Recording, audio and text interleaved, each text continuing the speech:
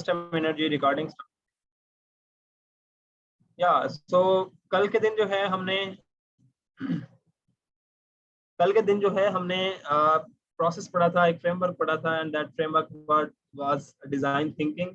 कि जब भी आपने कोई डिजाइन जो है वो शुरू करना होता है, या कोई आप डेवलपमेंट के कोई भी प्रोडक्ट डेवलप करना चाह रहे हैं, कोई भी प्रोडक्ट डिजाइन करना चाह रहे हैं, तो उसके पीछे आपका प्रोसेस क्या होता है, थॉट प्रोसेस क्या होता है, थिंकिंग क्या होती है, वो प्रोसेस जो है वो कल हमने डिस्कस किया था। सो मैंने आपको ये बताया था कि डिजाइन थिंकिंग एक ऐसा फ्रेमवर्क है, एक ऐसा स्टेप है, एक ऐसा प्रोसेस है जिसके अंदर आप क्या करते हैं, आप यूजर की जो नीड है, यूजर का जो गैप है, यूजर के जो पेन पॉइंट्स हैं, उन या यूजर के जो प्रॉब्लम है, उन प्रॉब्लम को सॉल्व करते हैं, राइट। अब इनको सॉल्व करने के लिए सबसे पहले आपको यूजर को रिसर्च करना होता है कि यूजर का बेसिकली जो पेन पॉइंट है, या जो नीड है, या जो यूजर के अंदर गैप आ रहा है किसी भी ऐप को या वेबसाइट को यूज करते हुए, वो है क्या। देन आप उस रिसर्च की बेस पे आप इनसाइट्स बनाते हैं, आप अपने प्रॉब्लम को डिफाइन करते हैं, देन आइडिएशन आती है, और उसके बाद प्रोटोटाइपिंग आती है, एंड देन टेस्टिंग जो है वो की जाती है। सो जब आप रिसर्च कर रहे होते हैं, तो रिसर्च करते वक्त जो सबसे पहला फेज होता है, that is empathy phase, empathise करना, राइट। ये मैंने कल भी बताया था आप लोगों को कि empathise basically is a phenomena जिसके अंदर आप यूजर के लेवल पे जाके जो भी उसको प्रॉब्लम होते हैं, उनकी जो स्टोरीज होती हैं, उनके जो इमोशंस होते हैं, उनको अपने साथ रिलेट करते हैं और अपने साथ ही उनको फील करते हैं अपने अंदर basically, and then you bring your insights. और फिर उसके बाद आप क्या करते हैं, यूजर को उस प्रॉब्लम को या यूजर की जो नीड्स होती हैं उसको आप सॉल्व करते हैं। तो एम्पैथाइज के मौका पर ही आपको पता चलता है कि एक्चुअली आपका यूजर है कौन, राइट। तो हमने यूजर को भी डिफाइन कर रखा है कि यूजर बेसिकली वो पर्सन होता है या वो बंदा होता है जो कि किसी भी प्रॉब्लम को सॉल्व करने के लिए किसी तरह की प्रोडक्ट को यूज कर रहा होता है। वो वेबसाइट भी हो सकती है, वो एप्लीकेशन भी हो सकती है।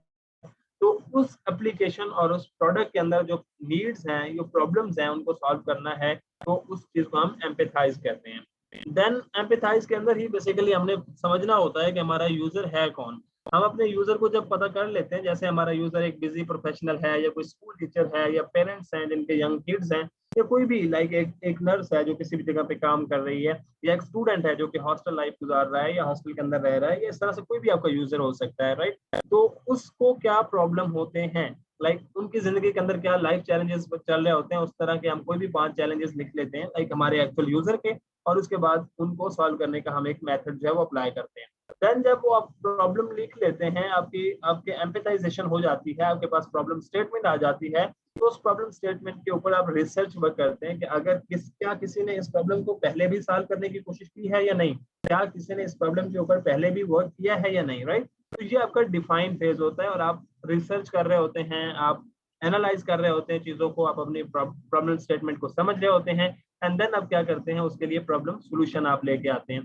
तो ये हमने कल देखा था जी। हमारे पास एक, अब एग्जांपल के तौर पर सैम जो है वो एक बिजी मैनेजर था जो कि किसी भी ऑफिस के अंदर काम कर रहा था, and then he need healthy eating habit, और हेल्दी फूड उसको चाहिए। रीजन ये है कि उसको ऐसे फील ना होना शुरू हो जाए कि वो डाइट के ऊपर है और उसकी लाइफ जो है वो, या उसकी जो जो हेल्थ है वो खराब होना शुरू हो जाए। तो that was the problem, that was the situation. इस सिचुएशन को फिर हमने बहुत सारे जो है वो आइडियाज की बेस पे सॉल्व करने की कोशिश भी की थी, and you guys like mention very really good like ideas जिनको जिनको हम यूटिलाइज करके जो है वो क्या कर सकते हैं, इस प्रॉब्लम को सॉल्व कर सकते हैं।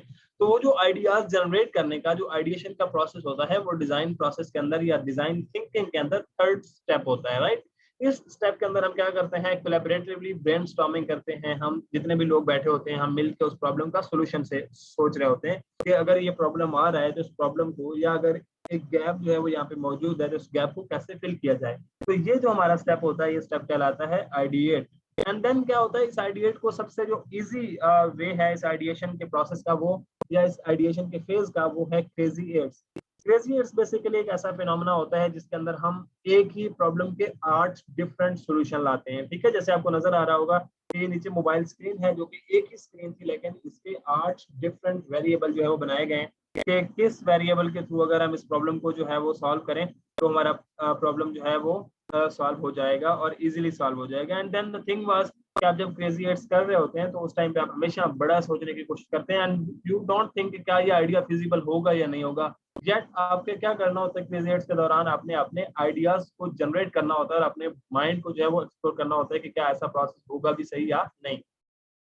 एंड देन हम आगे बढ़ते हैं। जब आपका प्रोडक्ट बन जा, जब आप आइडिएट कर लेते हैं और आइडिएशन के बाद आप एक आपका एक जो आइडिया होता है वो आपका वैलिड होता है और उस आप आइडिया को लेके आते हैं, तो फिर आप उसको अपने माइंड में रखते हुए मिनिमल वायबल प्रोडक्ट बनाते हैं। ठीक है, मिनिमल वायबल प्रोडक्ट आपकी वो प्रोडक्ट होती है जो कि शुरू के अंदर जो है वो अर्लियर मॉडल के ऊपर बनाई जाती है और उसके अंदर जितनी भी फंक्शनैलिटीज ऐड की जाती हैं वो सारी की सारी जो है वो यूजर क्या कहते हैं नीड को फुलफिल कर रहे होते हैं। जैसे मैं अभी एग्जांपल देता हूँ, थोड़ी देर पहले मैं पढ़ रहा था कि क्रीम ने जो है, अभी कोई 10 मिनट पहले मैं देख रहा था कि क्रीम ने आज एक ऐड दिया हुआ था एंड बेसिकली उन्होंने अपने सोशल मीडिया पे उसकी मार्केटिंग की हुई थी कि अब जो यूएई के दिरहम है वो मंजूर ही मंजूर हैं, राइट, या कुछ इस तरह का स्टेटमेंट था। तो उन्होंने क्या किया था कि उन्होंने करेंसी को जो है वो यूएई दिरहम को क्या कहते हैं ट्रांसफर कर सकते हैं आप डायरेक्टली पाकिस्तानी रुपीस के अंदर। यानी एक बंदा अगर यूएई के अंदर बैठा है तो वहां से दिरहम को जो है वो डायरेक्टली पे कर सकता है क्रीम को,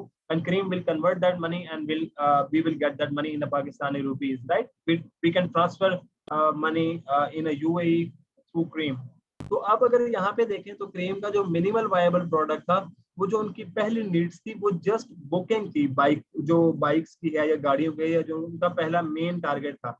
लेकिन अब वो क्या करते जा रहे हैं, अपने मिनिमल वायबल प्रोडक्ट को जो है वो एक्सपेंड करते जा रहे हैं और उसके अंदर न्यू फीचर लाते जा रहे हैं ताकि उनका यूजर जो है वो उन जितनी भी फैसिलिटीज हैं वो उसी ऐप के विद इन द प्रोडक्ट है वो उसको मिल जाए and he can use the product more efficiently, right. तो ये चीज होती है प्रोटोटाइप के अंदर, क्या सबसे पहले आपने अपनी मेन जो गोल होता है उसको फुलफिल करना होता है, और जब आपका मेन गोल फुलफिल हो जाता है तो उसके बाद आप क्या करते हैं, आप जो है वो सोचते हैं कि क्या इसके अंदर मुझे और भी जो है वो फीचर लाने चाहिए या नहीं, and then you iterate on that project. और इटरेट करने के बाद जो है आप क्या करते हैं, एक नया जो फीचर है उसके अंदर लॉन्च करते हैं। तो अगर आप यहाँ पे भी देखें तो मिनिमल वायबल प्रोडक्ट जो है वो डायरेक्ट ऐसा नहीं है कि डायरेक्ट टायर बनाया और टायर बन गया तो टायर के बाद आपने अपनी गाड़ी जो है बना दी गई, ऐसा नहीं था। टायर सबसे पहले ये स्केटिंग बोर्ड और ये सारी चीजें जो है एक प्रोसेस के थ्रू और एक फेज के थ्रू जो है वो चलती रही, एंड देन आप जो आखिरकार आपने अपने मेन प्रोडक्ट जो आपकी प्रोडक्ट थी उसके ऊपर आप पहुंच गए। देन हमने ये भी बात की थी कि अब जब भी आप कोई आइडिया जो है वो प्रोटोटाइप कर रहे होते हैं या आप उसको डिजाइन कर रहे होते हैं या उसकी वायर फ्रेमिंग कर रहे होते हैं, तो आपने हमेशा ये देखना होता है कि इसके लिए जो टेक्नोलॉजी चाहिए क्या वो आपके पास है या नहीं। देन आपको जितना टाइम चाहिए, आपको मनी चाहिए, या आपके जो अवेलेबल रिसोर्सेज हैं वो आपके पास मौजूद होने चाहिए। लाइक ऐसा है कि अगर एक प्रोजेक्ट आपने करना है और वो प्रोजेक्ट आपको 10 दिन के अंदर कंप्लीट करना है और आप उसके वायर फ्रेमिंग करना बैठ जाएंगे या यूजर पर्सोनाज और यूजर रिसर्च करने बैठ जाएंगे तो 10 दिन तो इसी के अंदर गुजर जाएंगे। तो अब आपके जो अवेलेबल रिसोर्सेज थे वो कम हो गए, आपको रिक्वायर्ड टाइम जो है वो कम हो गया। सो दैट इज वाई आप क्या करते हैं, इन प्रोसेस को स्टेप फिर स्किप भी कर देते हैं। तो इस तरह से आप अपनी प्रोटोटाइपिंग या मिनिमल वायबल प्रोडक्ट की तरफ जाते हैं, एंड देन जब आपकी मिनिमल वायबल प्रोडक्ट बन जाती है तो उसके बाद आप उसके ऊपर टेस्टिंग फेज के अंदर चले जाते हैं, यू टेस्ट दीज थिंग के, और फिर उस टेस्ट के अंदर मैंने आपको बताया था कि आप अल्फा टेस्टिंग करते हैं, देन स्टेक होल्डर के साथ टेस्टिंग होती है, देन बीटा टेस्टिंग होती है, एंड देन आप क्या कर रहे होते हैं, इटरेट कर रहे होते हैं, and that iterate basically help us to bring more feature and like the exact way to solve the user need and their problem, right? फिर हम की टेकअवेज की तरफ जाते हैं। तो मैंने आपको ये बताया था कि कोई भी फ्रेमवर्क या कोई भी मेथड आप यूज कर रहे होंगे तो ये नहीं होगा कि ये स्टेप हमेशा आपने फॉलो करने हैं, राइट, या यही स्टेप हमेशा रहेंगे। हो सकता है कि इसके अंदर कुछ स्टेप ऐड हो जाएं, कुछ स्टेप कम हो जाएं। तो आपने मेनली जो आपने कॉमन रूल याद रखने होते हैं वो ये होता है कि आपका यूजर आपको पता हो, यूजर की प्रॉब्लम आप अच्छी तरह से जान चुके हो, आपको कोलैबोरेट करना आता हो, लाइक अपने टीम के साथ भी, अपने यूजर के साथ भी, एंड देन फिर आप अपने डिजाइन के अंदर इटरेट भी कर सकते हो। तो ये चीजें जो है वो कल हमने डिस्कस की थी। आई होप कि यहाँ तक जो है वो चीजें क्लियर हो गई होंगी। आई गेस किसी ने बोला था जी कि मस्ट रिपीट यस्टरडेज थिंग्स, तो आई होप कि ये चीज फिर जो है वो आगे मूव करते हैं। जी प्लीज एनीवन मेंशन कि क्या ये क्लियर है या नहीं। आप लोगों को मेरी आवाज आ रही है? Thank you so much ji.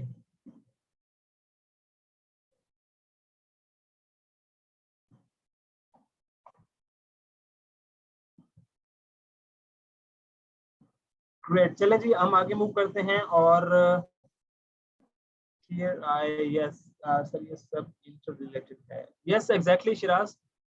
UX UI is, और इसके अंदर जितनी भी चीजें हम पढ़ रहे हैं ऑब्वियसली सारा कुछ एक दूसरे के साथ रिलेट करेगा and everything is connected with each other, right. अब जितनी भी चीजें जो है वो डिस्कस करेंगे वो सारी की सारी उसी से रिलेट कर रही होंगी। चलें जी, आज हमारा एक टॉपिक है, जिस टॉपिक को हमने डिस्कस करना है वो है रिसर्च, कि आप अपने यूजर की रिसर्च कैसे करते हैं। आप अपने यूजर को, यानी जब भी आपने मिनिमल वायबल प्रोडक्ट बनाना है या जब आपने एग्जैक्टली वो सोल्यूशन लाना है जो कि यूजर की नीड को फुलफिल कर रहा हो, तो उसके लिए आप क्या करते हैं, आप प्रॉपर रिसर्च करते हैं, राइट। तो यूएक्स रिसर्च क्या होती है या यूएक्स के अंदर रिसर्च कैसे की जाती है, क्या क्या प्रोसेस होते हैं और कौन कौन से स्टेप उसके अंदर आते हैं, आज जो है वो हम इस चीज को डिस्कस करेंगे।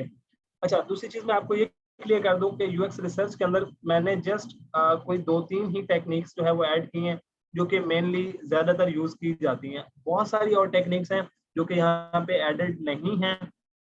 आपने खुद क्या करना है, जब आप खुद से सेल्फ लर्निंग करेंगे, इन चीज़ों को रीड करेंगे, तो मे बी आपको बहुत सारे पॉइंट्स जो हैं वो और भी मिल जाएं जिन चीज़ों को हम यूज करके यूएक्स रिसर्च जो है वो करते हैं। तो अगर हम बढ़ें तो यहाँ पे यूजर रिसर्च क्या है, यानी सबसे पहले अगर आप नीचे आपको नजर आ रहा हो तो ये हमारा प्रोडक्ट डेवलपमेंट लाइफ साइकिल है, जिसके अंदर हम सबसे पहले ब्रेनस्टॉर्मिंग कर रहे थे, देन डिफाइन कर रहे थे, फिर डिजाइन किया था, देन उस डिजाइन को टेस्ट किया गया था एंड देन उसको लॉन्च किया गया था। तो यहाँ पे अगर आप देखें तो आपको 3 तरह की रिसर्च जो है वो मिल रही है। एक आपकी फाउंडेशनल रिसर्च होती है, फिर आपकी डिजाइन रिसर्च होती है एंड देन आपकी पोस्ट लॉन्च रिसर्च होती है। जो आपकी फाउंडेशनल रिसर्च होती है, फाउंडेशनल रिसर्च के अंदर जो है वो आपने हमेशा यूजर रिसर्च करनी होती है। आप अपने यूजर को जो है वो स्टडी करते हैं कि यूजर क्या है, उसका बिहेवियर क्या है, राइट। मैं जस्ट यहाँ पे आपकी आसानी के लिए लिख रहा हूँ यूजर रिसर्च। यूजर रिसर्च क्या है कि आप अपने यूजर को स्टडी करते हैं, उसके बिहेवियर्स को देखते हैं, उसकी नीड्स को समझते हैं, उसकी मोटिवेशंस को समझते हैं, तो ये आप यूजर रिसर्च कर रहे होते हैं, जो कि आपकी फाउंडेशनल रिसर्च कहलाती है या बेसिक रिसर्च कहलाती है, राइट। अब जो बेसिक रिसर्च होती है, आप क्या कर सकते हैं, किन तरीकों से करते हैं, आप गूगल फॉर्म यूज कर सकते हैं। गूगल फॉर्म के थ्रू आप डाटा कलेक्ट करें, जैसे मैंने आपको कल वाले लेक्चर के अंदर दिखाया था, मे बी कि मैंने गूगल फॉर्म जो है वो उसको बनाया था और गूगल फॉर्म के थ्रू ही मैंने डाटा कनेक्ट किया था, सॉरी कंटेक्ट क्या कहते हैं, कलेक्ट किया था। तो आप अपने टारगेट ऑडियंस को रीच करते हैं, अपने पोटेंशियल कम्युनिटीज या पोटेंशियल यूजर की कम्युनिटीज, जहाँ पे आपकी कम्युनिटी से रिलेटेड लोग हों, उनको आप रीच आउट करते हैं और उनको रीच आउट करने के बाद आप उनसे डाटा कलेक्ट कर लेते हैं गूगल फॉर्म के अंदर, राइट। और गूगल फॉर्म के अंदर आप मल्टीपल चॉइस क्वेश्चन भी दे देते हैं, आप एक्सप्लेनेटरी क्वेश्चन भी दे देते हैं, ठीक है। तो ये आपका गूगल फॉर्म हो गया। जो दूसरा मेथड होता है यूएक्स रिसर्च के अंदर, जो फाउंडेशनल रिसर्च होती है, वो होता है आपका इंटरव्यूज, राइट।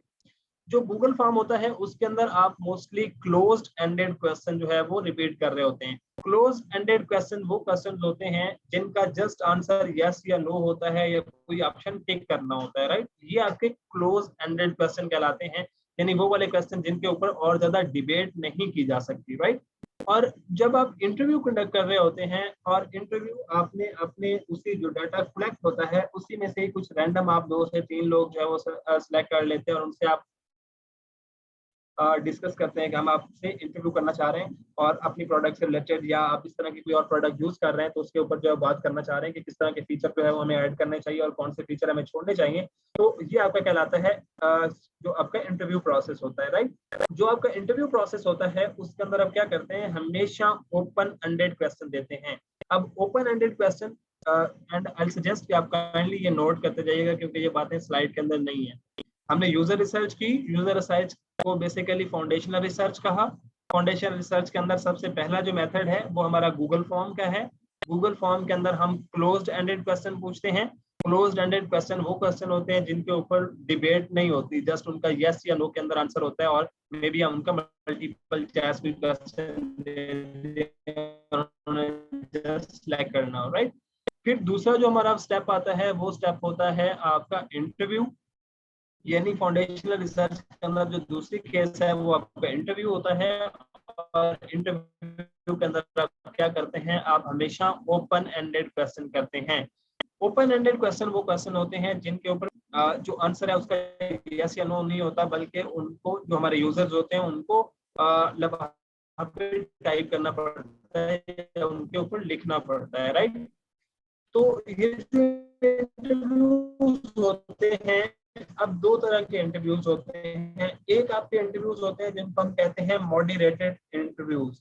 मॉडरेटेड इंटरव्यूज वो होते हैं जिनके अंदर आप मॉडरेट कर रहे होते हैं, उसको ऑब्जर्व कर रहे होते हैं, और उसको मे भी हो सकते हैं मॉडरेटेड इंटरव्यूज। और दूसरे आपके होते हैं अनमॉडरेटेड इंटरव्यूज, जिनके अंदर आप यूजर को बिल्कुल ऑब्जर्व नहीं कर रहे होते, यूजर को गाइड नहीं कर रहे होते, आप जस्ट उसको क्वेश्चन दे देते हैं और वो उस क्वेश्चन के ऊपर जो है वो रिस्पॉन्स देना शुरू कर देता है। तो दैट्स इट, ये आपका कहलाता है अनमॉडरेटेड इंटरव्यूज। तो फिर जब आपकी ये दो स्टेप हो गए, आपने गूगल फॉर्म कर लिया, आपने इंटरव्यू कर लिया, तो तीसरा स्टेप फाउंडेशनल रिसर्च के अंदर एक और होता है, और वो आपका होता है सोशल मीडिया का यूज। आप क्या कर सकते हैं, सोशल मीडिया के ऊपर जाके पोस्ट लगाएं, इधर ऑन लिंक्डइन और फेसबुक, और या फिर आप ट्विटर को यूज करें, जो भी आप सोशल मीडिया यूज करेंगे आप उसके ऊपर क्वेश्चन लगाएंगे, एंड देन वहां पे क्या होगा, आपको लोग जो है वो आंसर करेंगे, और वहां से आप अपनी फीडबैक को, अपने यूजर को जो है वो डाटा गैदर करेंगे।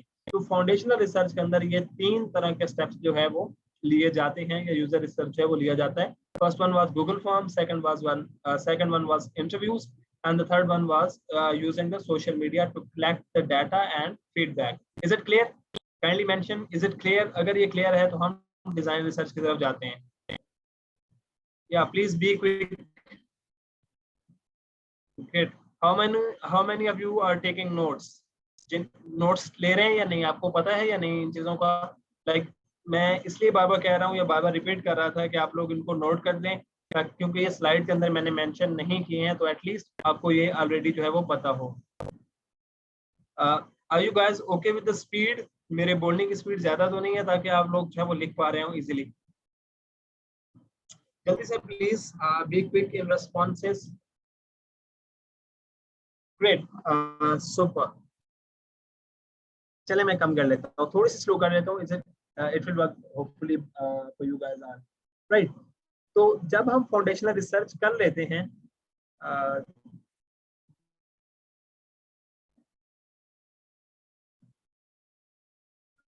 आज नॉर्मल है एज कम्पेयर टू यस्टरडे। चलें जी, दैट्स गुड। या you have to watch the video again, ताकि आपको सारी चीजें जो है वो दोबारा क्लियर हो। चले जी, अब हम अगले स्टेप की तरफ जाते हैं। जब आपने ब्रेनस्टॉर्मिंग कर ली, आपने फाउंडेशनल रिसर्च कर ली, लाइक आपने गूगल फॉर्म के थ्रू या फिर इंटरव्यूज के थ्रू, राइट, या उसके साथ साथ आपने जो फेसबुक के या सोशल मीडिया को यूज करते हुए आपने जो डाटा इकट्ठा किया है, उस डाटा की बेस पे आपने अपने प्रॉब्लम स्टेटमेंट बनवा ली। प्रॉब्लम स्टेटमेंट बनाने के बाद आपने क्या किया, आपने अपना जो है वो, please now stop chatting, please now stop chatting, ये मुझे डिस्ट्रैक्ट कर देती है। तो अब आप क्या करते हैं, अब अपने उस प्रॉब्लम को जो प्रॉब्लम स्टेटमेंट था और उसका जो सोल्यूशन था, ये सारे का सारा डिफाइन फेज के अंदर आ गया। डिफाइन फेज के अंदर आपने कंप्लीटली जो है वो डिफाइन कर लिया, एंड देन जब आपकी डेफिनेशन कंप्लीट हो जाती है, आप अपने प्रॉब्लम स्टेटमेंट को समझ लेते हैं, आप अपने प्रॉब्लम के सोल्यूशन को समझ लेते हैं, और आपने सारा प्रोसेस जब इकट्ठा कर लेते हैं, तो then comes the design, right. जब आपका डिजाइन शुरू होता है तो इस टाइम पे आपकी डिजाइन रिसर्च आ जाती है। अब डिजाइन रिसर्च क्या होती है? डिजाइन रिसर्च जो है, इसके अंदर जो मेन आप काम कर रहे होते हैं वो होता है कॉम्पिटिटिव ऑडिट। अब कॉम्पिटिटिव ऑडिट का मतलब ये है कि आप अपने कॉम्पिटिटर को स्टडी करते हैं, राइट। अब जैसे अगर मैं एक फूड डिलीवरी की ऐप बनाने जा रहा हूँ, तो मेरा कॉम्पिटिटिव ऑडिट जो है वो पाकिस्तान के अंदर जो लोकल है और ज्यादा एक्टिव है वो फूड पांडा है, राइट। तो मुझे उसको स्टडी करना है। तो डिजाइन रिसर्च के ऊपर आप मुख्तलिफ जगहों से डिजाइन इंस्पिरेशन ले रहे होते हैं, अपने कंप्यूटर को जो है वो स्टडी कर रहे होते हैं, एंड देन उसका ऑडिट कर रहे होते हैं। ऑडिट का मतलब ये होता है कि आपने ये देखना होता है कि आपके कंप्यूटर के अंदर कौन कौन से फीचर मौजूद हैं, और जो आपके अंदर जो वहाँ पे लैग कर रहे होते हैं आपके आपके अंदर होने चाहिए, राइट। वहाँ पे कौन से गैप हैं, वो गैप आपने किस तरह से फिल करने हैं। तो ये आपका कहलाता है कॉम्पिटिटिव ऑडिट, जिसको सिंपल आसान लफ्जों के अंदर या आसान भाषा के अंदर आप ये कह सकते हैं कि आप कंपैरिजन कर रहे होते हैं, राइट, कि कौन सी मुझे किस जगह पे इससे बेहतर लेके जाना है। एंड देन आप डिफरेंट इंस्पिरेशन भी कलेक्ट कर ले होते हैं, और एक स्क्रीन के लिए बाज़ दफा ये होता है कि मुझे 10-10 स्क्रीन से इंस्पिरेशन लेना पड़ जाती है, राइट। तो ये बहुत ज्यादा लेंथी वर्क होता है कि आप डिजाइन रिसर्च के अंदर टाइम बहुत ज्यादा टेक करते हैं, ताकि आपका डिजाइन जो है वो यूजर की नीड को भी फुलफिल करे, वो एस्थेटिक लॉ को भी फुलफिल करे, वो जो और 2-3 यूएक्स के लॉज हैं, मैं नाम नहीं लेना चाह रहा, यू गाइस विल फील के पता नहीं मुश्किल से नाम आ गए हैं, तो लेकिन वो इजी है, राइट, उनको भी फुलफिल करें। और फिर क्या है कि आपकी जो अननेसेसरी चीजें हैं वो भी वहाँ पे नहीं होनी चाहिए। जैसे मैंने कल आपको एग्जांपल दिखाई थी, जहाँ पे बैक का बटन 2 दफा आ गया था, तो दैट वाज अननेसेसरी, राइट। तो वहाँ पे वो चीजें भी नहीं होनी चाहिए। तो फिर जब आप डिजाइन कर लेते हैं, तो डिजाइन करने के बाद आप टेस्ट फेज की तरफ आते हैं, यानी आपका डिजाइन कंप्लीट है, फिर आप उसको टेस्टिंग करते हैं, एंड टेस्ट करने के बाद आप उसको लॉन्च करते हैं। जब आप लॉन्च करते हैं तो लॉन्च के अंदर आप जो है वो 2-3 तरह के टेस्ट करते हैं। एक आपका पहला होता है यूजेबिलिटी टेस्टिंग। जो यूजेबिलिटी टेस्टिंग होता है दैट इज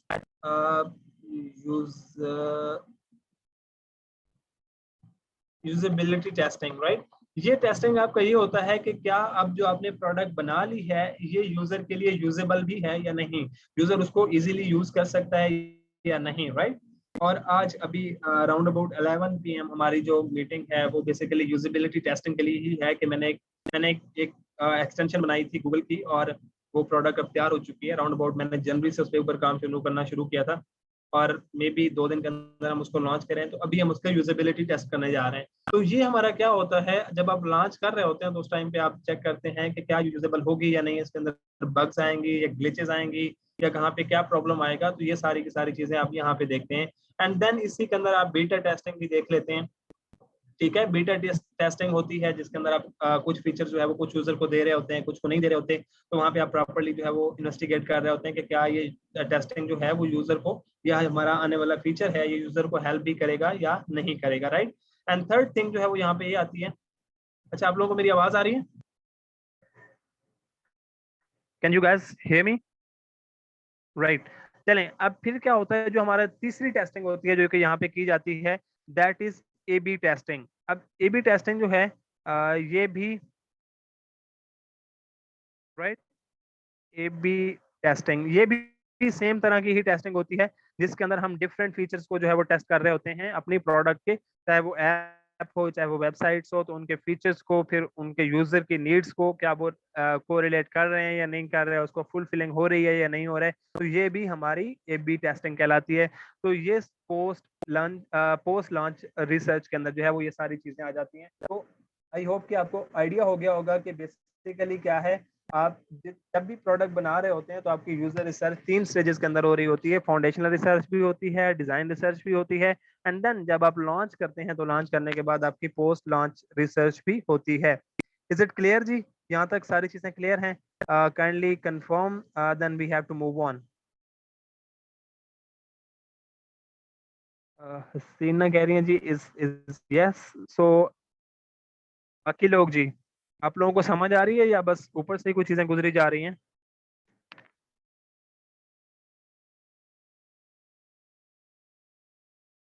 राइट, चलें हम आगे चलते हैं। अच्छा, जब आप क्या करते हैं, ओके जी चलें, जब आप रिसर्च कर लेते हैं तो रिसर्च करने के बाद आपका अगला जो स्टेप आता है, यानी आपने यूजर का सारा डाटा इकट्ठा कर लिया, तो फिर आप यूजर के लिए एक फिक्शनल कैरेक्टर को लेके आप क्या करते हैं, एक एक पर्सोना जो है वो क्रिएट करते हैं। अब यूजर पर्सोना क्या होता है, ये बेसिकली एक फिक्शनल कैरेक्टर होता है जो कि आपके ग्रुप ऑफ यूजर को रिप्रेजेंट कर रहा होता है, उनकी डेमोग्राफीज को। डेमोग्राफिक्स का मतलब ये है कि उनकी लोकेशन को रिप्रेजेंट कर रहा होता है, उनके बिहेवियर्स को, उनकी नीड्स को, उनके गोल्स को, राइट। कि जिनके लिए हम प्रोडक्ट बनाने जा रहे हैं वो रहते कहाँ पे हैं, उनके बिहेवियर्स किस तरह से हैं, उनकी नीड्स क्या हैं और उनकी गोल क्या है, राइट। और जो गुड पर्सोनाज होते हैं वो रियलिस्टिक होते हैं। रियलिस्टिक का मतलब ये होता है कि वो उन जो आपने डाटा कलेक्ट किया होता है उनकी रियलिटी के बेस पे जो है वो आप बनाते हैं, राइट। एंड देन उसके बाद वहां से एक्शनेबल साइट्स भी मिलती हैं। एक्शनेबल इनसाइट्स का मतलब ये होता है कि ये पर्सोना आपको बता देता है कि आपके प्रोडक्ट के अंदर कौन सी चीजें जो है वहां पे होनी चाहिए और कौन सी चीजें नहीं होनी चाहिए, राइट। तो रिसेंटली मैं एक एक प्रोजेक्ट के ऊपर काम कर रहा हूँ, और आज मैंने इससे रिलेटेड फेसबुक पे जो है वो डिटेल भी शेयर की थी, जिसके लिए मैं एआई को यूज कर रहा था। तो अगर आप यहाँ देखें तो ये आपको एक यूजर पर्सोना जो है वो बना नजर आ रहा है, राइट। अब अगर आप देखें तो मैंने यहाँ पे यूजर पर्सोना की हेडिंग दी है, यूजर पर्सोना क्या है और यहाँ किसके लिए है, एंड देन जो है वो क्या मैं क्यों यूज कर रहा हूँ, राइट। तो आपको यहाँ पे एक करेक्टर नजर आ रहा है, that is fictional character Amina Khan. और ये अमीना खान जो है, आप अगर देखें तो यूजर पर्सोना के अंदर सबसे पहले मैंने इसकी एज ली है, जेंडर लिया है, इसकी एजुकेशन ली है, ऑक्यूपेशन लिया है, एंड देन मैंने इसकी लोकेशन जो है वो भी मार्क की है। और फिर मैंने इसकी बायो भी लिखी है। बायो का मतलब ये है कि मैंने इसकी थोड़ी सी डिटेल लिखी है कि अमीना है कौन, एंड व्हाट शी डज, और क्या काम करती है, कैसे उसको प्रॉब्लम आती है, क्या सोल्यूशन हो सकते हैं, या वो कैसे सोचती है। तो ये सारी की सारी इसकी बायो का आ गई।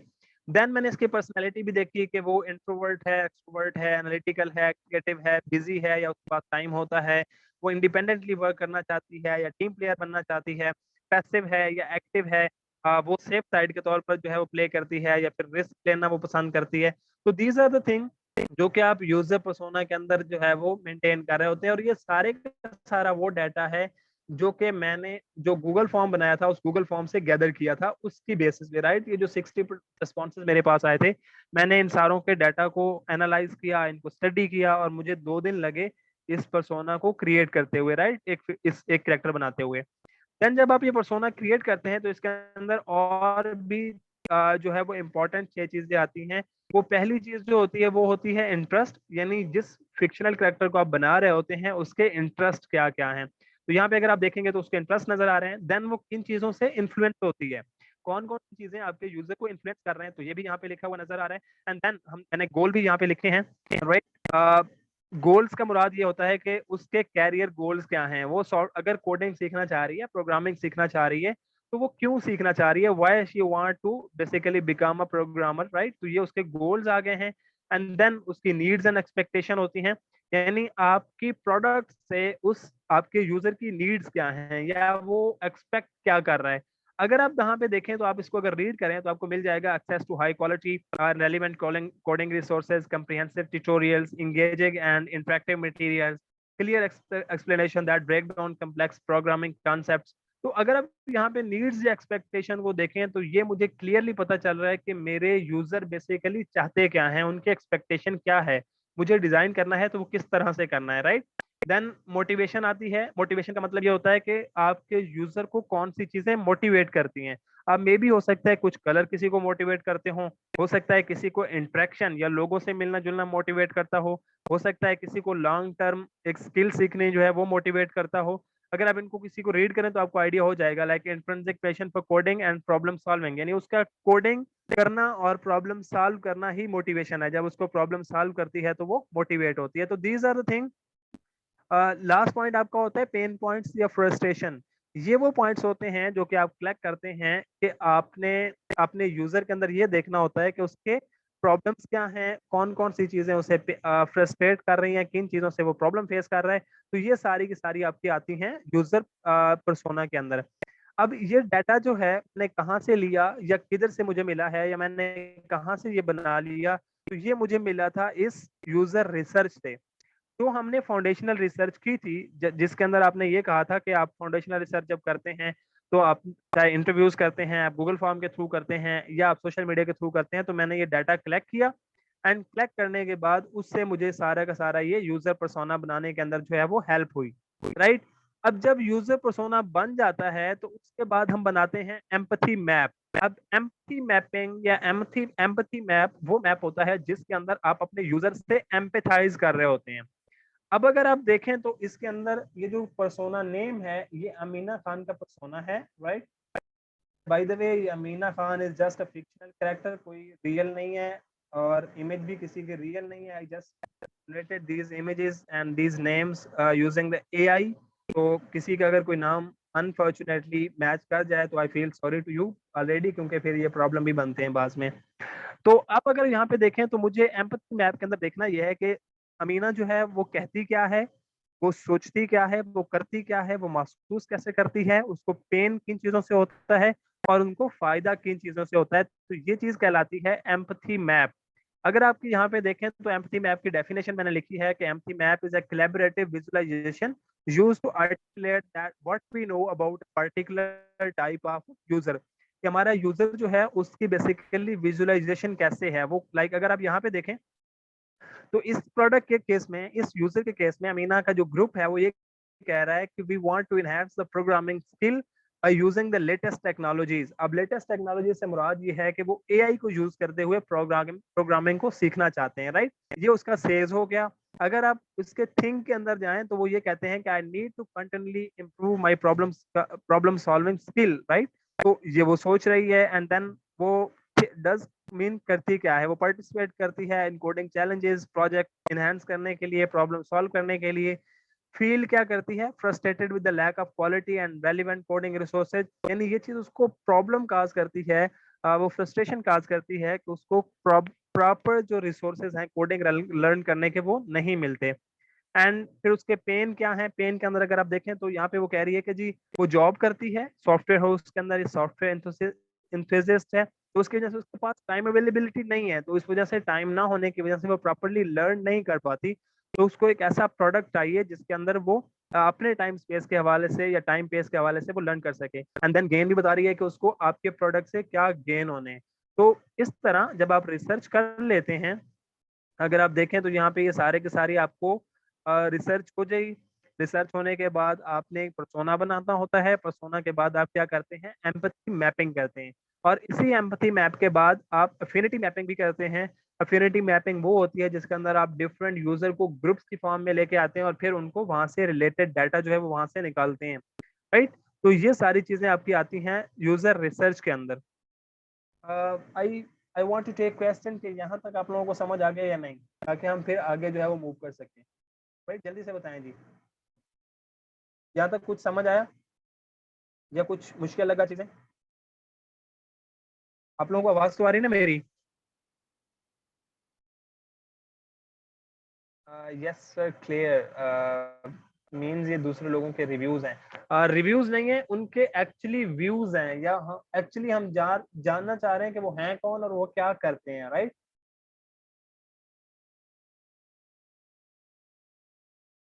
ओके ओके, अच्छा, किसी को इंटरेस्टिंग भी लगा या इज इट लुकिंग टफ, और is it looking like interesting, easy है, मजा आएगा करते हुए? What are you feeling? जल्दी से, we have a lot today जो कि अभी पेंडिंग में है, and we have very short time.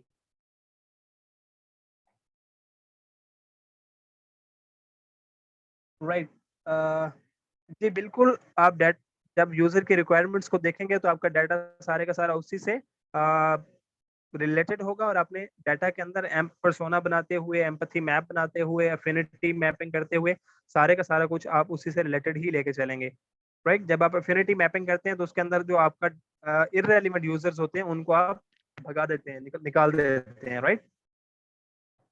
जी बिल्कुल, डाटा इज सब्जेक्टिव, सारे का सारा आपने खुद करना होता है, एंड आपने कलेक्ट भी वहां से खुद करना होता है।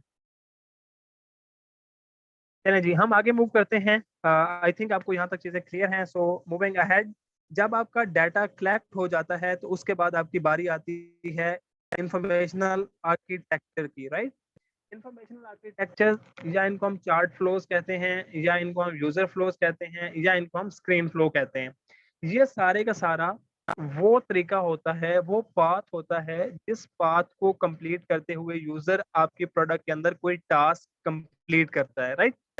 जैसे जब पिछले पर्सोना के अंदर हम बात कर रहे थे कि वो बेसिकली कोडिंग लर्न करना चाहती है, तो पाथ क्या होगा, वो स्टार्ट करेगी, हमारे होम स्क्रीन पे आएगी, वहां से अपने आप को रजिस्टर करेगी, रजिस्टर करने के बाद कोई क्लास लेगी, क्लास लेने के बाद वो क्या करेगी, उस क्लास की वीडियोस को देखेगी, वीडियोस को देखने के बाद वो क्या करेगी, उस क्लास से रिलेटेड एक्सरसाइज को फुलफिल करेगी, उस क्लास से रिलेटेड क्विजेस को परफॉर्म करेगी, और जब क्विजेस में भी पास हो जाएगी, एक्सरसाइज में भी पास हो जाएगी, तो हम उसको एक सर्टिफिकेट दे देंगे और ये उसका टास्क कंप्लीट हो गया, राइट। तो ये एक पाथ था।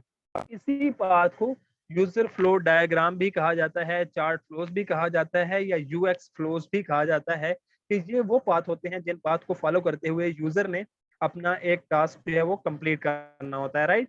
अब ये चार्ट फ्लोज होते हैं, चार्ट फ्लोज के अंदर आपका एक बड़ा सा फ्लो आता है पूरी आपकी प्रोडक्ट का, चाहे वो वेबसाइट हो चाहे वो ऐप हो, उसका फ्लो आता है। एंड देन आपके यूजर फ्लोज आते हैं, यूजर फ्लोज के अंदर आपकी स्क्रीन आती हैं। अगर आप यहाँ पे देखें तो एक बंदा जब लॉग इन कर रहा है तो मे बी उसको अपना पासवर्ड रिन्यू करना हो, तो वो यहाँ से पासवर्ड रिन्यू करेगा, यहाँ से वो लॉग इन करने के बाद होम स्क्रीन के ऊपर चला जाएगा, और ये सारे के सारे होम स्क्रीन से वो हमारी ऐप, होम स्क्रीन से वो हमारे जितने भी फीचर्स हैं उन फीचर को यूज करने के बाद अगर वो लॉग आउट करेगा तो वो दोबारा यहाँ से हमारी पहली स्क्रीन के ऊपर भी आ जाएगा। तो ये जो सारे के सारे पाथ होते हैं आपकी स्क्रीन के अंदर, जो स्क्रीन के अंदर फ्लो कर रहे होते हैं, ये आपके यूजर फ्लो कहलाते हैं। इसी तरह आपके स्क्रीन फ्लो भी होते हैं। अगर आप यहाँ पे देखें तो वो लैंडिंग पेज पे आता है, आपके होम पेज पे आता है, देन वो किसी भी एक प्रोडक्ट को देखना चाहता है तो उस प्रोडक्ट के ऊपर क्लिक करेगा, प्रोडक्ट पेज पे आ जाएगा, एंड देन प्रोडक्ट पेज से अगर वो उस प्रोडक्ट की इमेजेस को और देखना चाहता है तो उसके ऊपर क्लिक करेगा, वो व्यू इमेजेस के अंदर आ जाएगा, यानी और ज्यादा उसको इमेजेस मिल जाएंगी। और अगर वो कमेंट पढ़ना चाहता है, कमेंट का मतलब ये है कि वो ये पढ़ना चाहता है कि लोग इसको यूज करते हुए कैसे रिव्यूज दे रहे हैं, तो वो कमेंट के ऑप्शन पे क्लिक करेगा एंड देन कमेंट वाले पेज पे आ जाएगा। एंड देन यहाँ से क्या होगा कि वो बास्केट पेज के ऊपर भी जा सकता है, दैट इज कार्ट पेज, यानी यहाँ पे उसको ऐड टू कार्ट का बटन नजर आ जाएगा और वो उसको क्लिक करेगा तो वो ऐड टू कार्ट हो गया है। तो अगर आप इसके अंदर देखें तो वो एक स्क्रीन से दूसरी स्क्रीन के ऊपर जा रहा है या स्क्रीन टू स्क्रीन फ्लो कर रहा है, तो इसी वजह से हम उसको क्या कहते हैं, स्क्रीन फ्लोज का नाम देते हैं, राइट। तो ये कुछ यूजर फ्लोज होते हैं या चार्ट फ्लोज होते हैं, वो बेसिकली सिंपल पाथवे आपने बनाने होते हैं।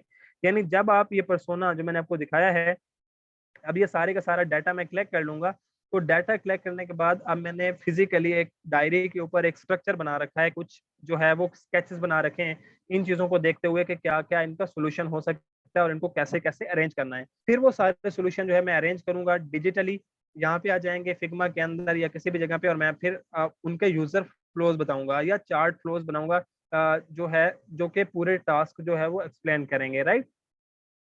तो इसी तरह आपके जो पर्सोना की डिटेल्स होती है उससे आप क्या करते हैं, आप अपने फ्लोज को जो है वो ले लेते हैं।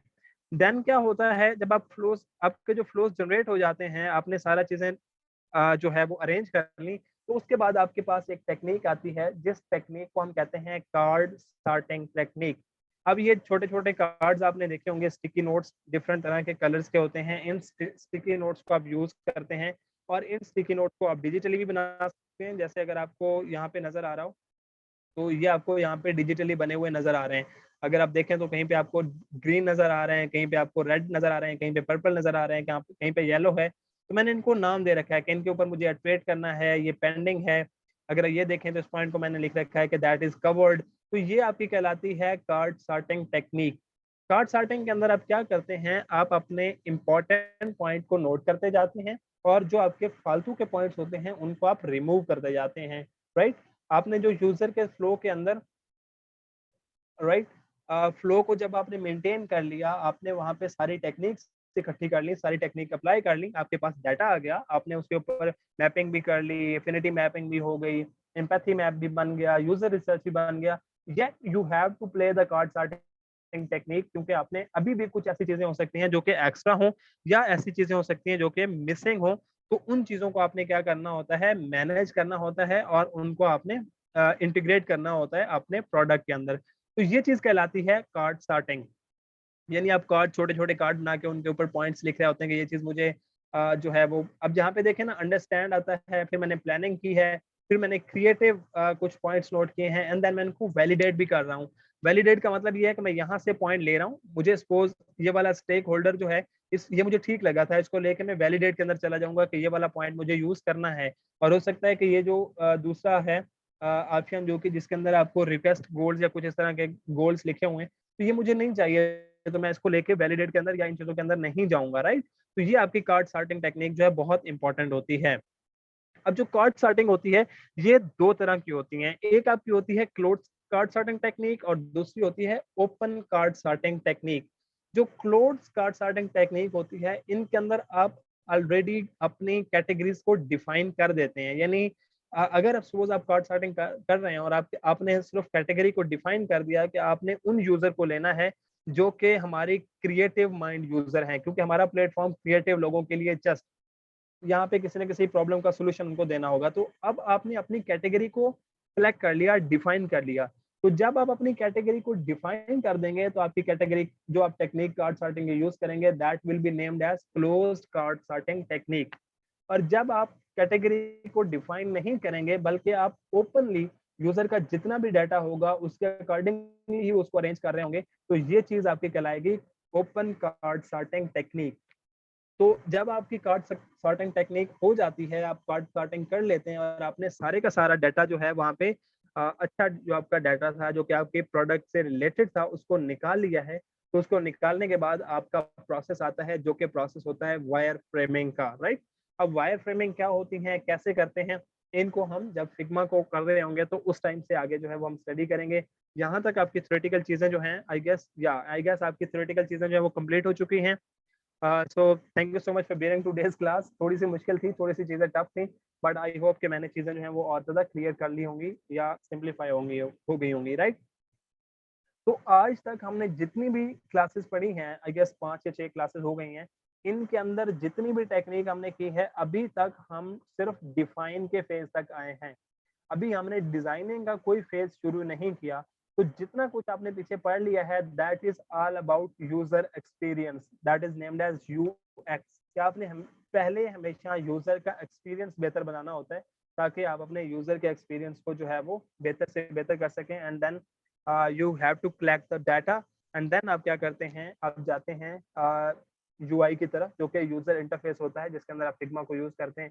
तो अभी अगली कहानी है जिसको हम बाद में शुरू करेंगे, मोस्ट प्रोबेबली कल। जी, आप लोग क्वेश्चन ड्रॉप कर दें, किसी को कुछ समझ ना आया हो, या सभी लोग बोर हो रहे हैं, या ऊपर ऊपर से गुजर गया, क्या सिचुएशन है जी? डिफरेंस क्या है चार्ट एंड स्क्रीन फ्लो के अंदर? स्क्रीन फ्लो जो होता है वो आपका ये फ्लो होता है जो कि स्क्रीन टू स्क्रीन आप जा रहे होते हैं, और चार्ट फ्लो आपके पूरे टास्क का फ्लो होता है, राइट। कंप्लीट जो टास्क आप परफॉर्म कर रहे होते हैं वो आपका टास्क फ्लो या चार्ट फ्लो कहलाता है। क्या लोग इन रिसर्चर के लिए वैल्यूएबल आंसर करते भी हैं? क्योंकि इधर पाकिस्तान में कोई कहीं कुछ शेयर करें तो फर्जी कार्रवाई समझ के टिक करवा जाते हैं, इस बारे में बताएं। जी बिल्कुल Mudassir, that is the issue, ये बहुत ज़्यादा प्रॉब्लम होता है। तो उसके लिए हम बाज़ दफ़ा इंसेंटिव रख लेते हैं। इंसेंटिव से मुराद ये है कि हम कोई ना कोई रिवार्ड दे देते हैं जो हमारे टारगेट ऑडियंस होती है उनको, या हम टारगेट ऑडियंस के ऊपर डिपेंड करता है कि वो किस लेवल के हैं। तो ये इश्यूज हैं, बट इनके कहीं ना कहीं सोल्यूशन जो है जरूर निकल भी आते हैं। बट ये रिसर्च बहुत इंपॉर्टेंट है अगर आप लॉन्ग टर्म गोल बना के चल रहे हैं। लेकिन आपने एक प्रोडक्ट बनानी है जो कि बहुत सारे सालों तक चलनी है, तो उसके लिए आपकी research is much more important. अगर आप रिसर्च नहीं करेंगे, आपको अपनी टारगेट ऑडियंस का नहीं पता, आप किसी उस जो है उन फीचर्स को या उनके नीड्स को कभी सॉल्व नहीं कर पाएंगे, तो आपकी प्रोडक्ट जो है वो भी 2-3 दिन के अंदर जो है वो खत्म हो जाएगी, राइट। आई गेस यहाँ तक चीज़ें जो है वो क्लियर हो गई होंगी। जी, किसी और का कोई क्वेश्चन प्लीज जल्दी से, you guys can ask right now. How was today's lecture, कैसा लगा जी?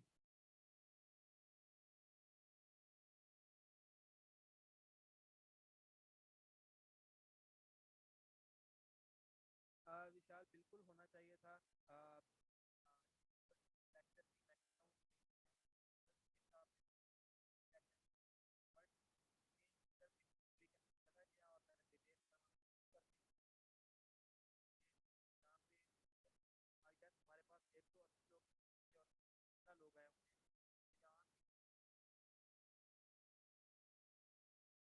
अभी आप लोग, आपको आवाज आ रही है या आई गेस अब आ रही होगी? तो विशाल, बिल्कुल इनके ऊपर जो है वो लेक्चर होना चाहिए था। और मैं ये कहता हूँ कि जो पर्सोना है, ये यूजर फ्लो है, ये यूजर रिसर्च है, इसके एक लेक्चर बनते हैं। बट प्रॉब्लम ये है कि हमारे पास एक लोग का हमारे पास 17 से 18 लोग आ रहे हैं। तो अगर मैं और क्रिटिकल चीज़ों के अंदर चला गया तो ये, राइट, ये वाले जो लोग हैं ये भी भाग जाएंगे। तो इसलिए वी आर जस्ट, अब आपको आवाज आ रही है? आई गेस अब ठीक होगी। पहले मुझे आवाज कंफर्म कर लीजिए कि अब आवाज आपको ठीक आ रही है। Okay okay okay okay okay, तो मैं ये कहना चाह रहा था कि यूजर फ्लोज, यूजर पर्सोनाज या यूजर रिसर्च के ऊपर एक लेक्चर नहीं, 3 लेक्चर हो सकते हैं। बट इशू ये है कि आप लोग जो है वो जल्दी भाग जाएंगे, आप थक जाना है आप लोगों ने कि सर इतनी थ्योरी जो है वो आपने पढ़ा दी है, और बस हम तो डिज़ाइन सीखने के लिए आए थे, डिज़ाइनर का नाम आया था तो हमने ये सोचा था कि सिर्फ जस्ट डिज़ाइन ही करना होगा एंड हम इसको सीख लेते हैं, राइट। तो ये इतना आसान नहीं है जितना कि हम समझ रहे होते हैं, या सिर्फ डिज़ाइन करना जो है वो इसका काम नहीं है। तो दैट इज़ वाई कि मुझे बहुत सारी चीज़ें जो है वो छोड़ना पड़ गई हैं। अब यूजर रिसर्च के अंदर और 8-9 ऐसी टेक्निक्स थी जिनको मैंने छोड़ दिया है, राइट। इसी तरह आप अगर यूएक्स को और पढ़ेंगे तो उसके अंदर एजाइल मेथोडोलॉजी, लीन मेथोडोलॉजी, राइट, ये चीज़ें मैंने कवर नहीं की। फिर मैंने यूएक्स के लॉज को और ज़्यादा कवर नहीं किया, या उसके अंदर यूएक्स लॉज जो है वो जो से अप्लाई हो रहे होते हैं, मैंने उनको भी कवर नहीं किया। तो रीज़न इज़ के ये लोग जो हैं वो जो 10-12 लोग आ रहे हैं, they will quit the session, तो अच्छा नहीं रहेगा, राइट। लेकिन जो हमारा नेक्स्ट सेशन होगा, जो हम अगला कोर्स करेंगे, you guys will be most welcomed in that course. आप फ्री के अंदर ऑब्वियसली होगा तो आप ज्वाइन भी कर सकेंगे एंड आप उसके अंदर लर्न भी कर सकेंगे। तो उसके अंदर हम कोर्स को एक्सपेंड भी करेंगे, बहुत सारा कुछ सारी चीज़ें वहाँ पे मिल जाएंगी, राइट। रिसर्च के लिए आप क्लाइंट से कैसे रिक्वायरमेंट्स कलेक्ट करते हैं? जी, मैं गूगल फॉर्म यूज़ करता हूँ, गूगल फॉर्म के ज़रिए डाटा कलेक्ट करता हूँ, या इसके साथ-साथ जो है वो मैं इंटरव्यूज़ कर लेता हूँ, या मैं फेसबुक या सोशल मीडिया के ऊपर शेयर कर देता हूँ, तो वहाँ से मुझे आंसर मिल जाते हैं, राइट। अ, प्रैक्टिकल के साथ-साथ जी बिल्कुल रिवाइज़ तो करेंगे, जितनी भी थ्योरेटिकल चीज़ें हम पढ़ रहे हैं ये हम रिवाइज़ करेंगे और प्रैक्टिकल के अंदर ये चीज़ें हम यूज़ करेंगे एग्ज़ैक्टली, राइट। कौन-कौन से टूल हमें इंस्टॉल आपको कुछ भी इंस्टॉल नहीं करना अभी जी। अ, कुछ भी इंस्टॉल नहीं करना, जब इंस्टॉल की बारी आएगी तो मैं तब बताऊँगा, अदरवाइज़ हम कोई भी चीज़ इंस्टॉल नहीं करेंगे। आप लोग गूगल के ऊपर सारा कुछ यूज़ करेंगे, तो आपके ये नहीं होगा कि जी मेरे लैपटॉप के अंदर मेमोरी नहीं है और कैसे इंस्टॉल होगा, लिंक कहाँ से मिलेगा, क्रैक वर्ज़न कहाँ से मिलेगा, ये चीज़ें ज़्यादा ज़रूरत नहीं पड़ेगी इन चीज़ों की। और बाय द वे मैं किसी को बताऊँगा भी नहीं कि आपने अपना सॉफ्टवेयर कैसे डाउनलोड करना है, you have to figure out this problem by your own self. लेकिन वो तब जब मैं कहूँगा कि आप इसको डाउनलोड करें। अभी डाउनलोड करने की ज़रूरत नहीं है किसी भी चीज़ को।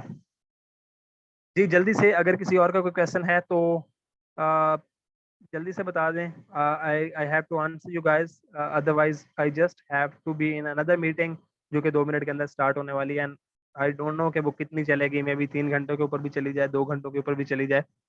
सो I have to take a long breath ताकि मेरा साँस बहाल हो सके and then I have to go to that meeting.